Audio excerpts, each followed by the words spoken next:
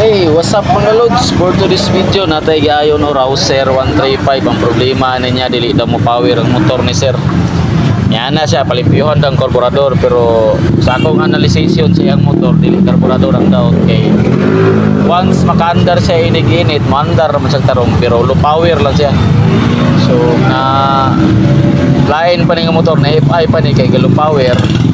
Daot sa injector o daga kapasinginglan. Pero kani siya, kay carb type mo na yung motor. So yan rin trabaho na to. Ato una nga gilantaw ang iyang ini dapat kay kini sa double coil mo nga motor, twin spark mo na kay Rouser 035 dapat either anin lang duha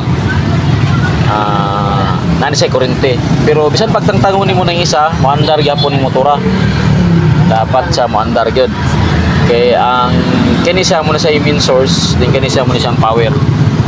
Tagsa ni sila kinahanglan kining usag-usa nila na gini kurinting magawas ng motor. So nagtao no nga ignition coil dapat na kurinting magawas ani. So nagtao kurinting magawas.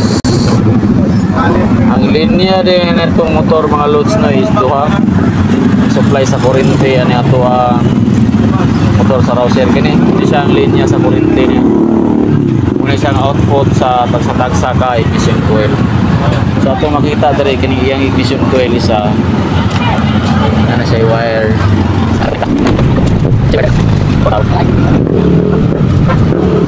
Dapat mga loads kining tagsa ka coil niya dani sa kurente sa tulad taon. Linya sa iyang isa ka wire is black. Muna siya nga linya sa itong CDI. Ining red nga na black na lining red. Muna siya ang linya din sa pikas na ito nga ignition coil.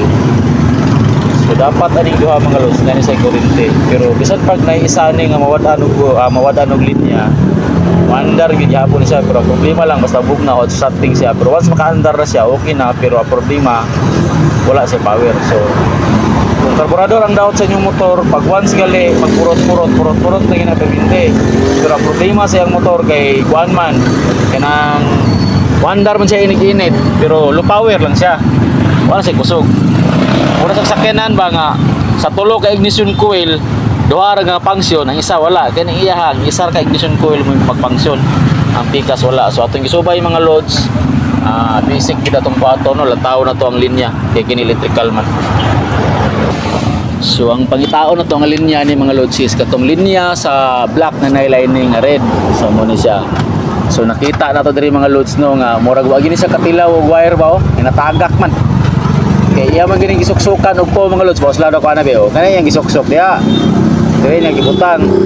Siguro pag suksok niyan kay di monto lang iyang relay. So ora ni ang problema sa motor si sir wala say mapalit ron. Ang iyang mapalit ani kuan yun murag kukupan kay init kayo. So ang black nga na lining red is sa kalain nga output sa ato ang CDI. Sa ato pangitawon na dapita tong wire niya gilabay. Tingnan hindi na makita na to dire. Oh dara mga lods. Dara gihiktan rig apel ni mo din na hulbot. Mo di ay. Oh. Saka wipe macam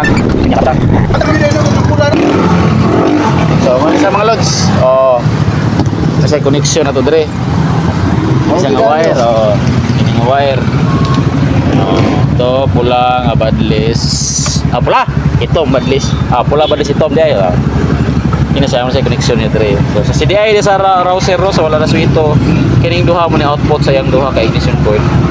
Muna sa output sa atong ignition coil paingon mga loads kining duha. Ubang linya ni TPS sensor, pulser, then positive input og pasulod pagawas na nga negative. Kaya mura lang tawo na to pag makita ng tag kurente. Mura kanira do kalinya tong tawo sa imong lisod.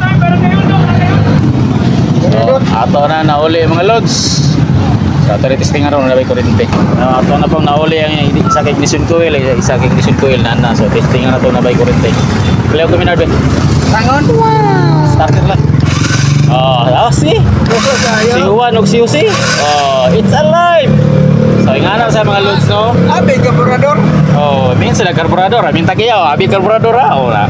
Kita magpataka lagi. Kay mapaul ta. Sa ato ni taon balik na to kay maray problema ni mga loads. Dapat kaning duha ka ignition coil na sa kuryente. Targa, tarong spark plug na kuryente. Fire and hold. Nanay kuryente. Goods na. Tani balik